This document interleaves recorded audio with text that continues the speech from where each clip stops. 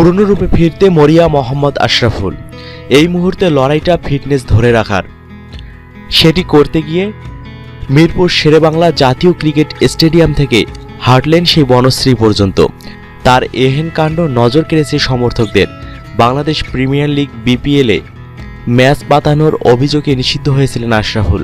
তারপর আপিল করে শাস্তি কমানো এবং মাঠে ফেরা। এখনও আন্তর্জাতিক এবং ফ্র্যাঞ্চাইজি ভিত্তিক লিগগুলোর জন্য সবুজ সংকেত পাননি সাবেক বাংলাদেশ জাতীয় দলের এই অধিনায়ক। ভরসা তাই দেশের ঘরোয়া ক্রিকেটে। যেহেতু এখন মৌসুম নেই, তাই নিজের ব্যক্তিগত অনুশীলন ও জিম করে নিজেকে শতভাগ ফিট রাখার চেষ্টায় ব্যস্ত আশরাফুল। সেটিই করছেন তিনি। অস্ট্রেলিয়া ও দক্ষিণ আফ্রিকা সিরিজের জন্য যেখানে ফিটনেস ক্যাম্প করছে জাতীয় দল, আশরাফুল তাদের সাথেই ঘাম ঝরাচ্ছেন। বাংলাদেশ ক্রিকেট বোর্ডের অনুমতি নিয়েই অনুশীলন করছেন তিনি। বৃহস্পতিবার মুশফিক রিয়াদদের সঙ্গে ফুটবলও খেললেন জিম শেষে, কিন্তু ফেরার পথে গাড়িতে না উঠে হাঁটলেন সেই বনশ্রী পর্যন্ত। দূরত্বের হিসেবে প্রায় 12 কিলোমিটার হাঁটার উদ্দেশ্য।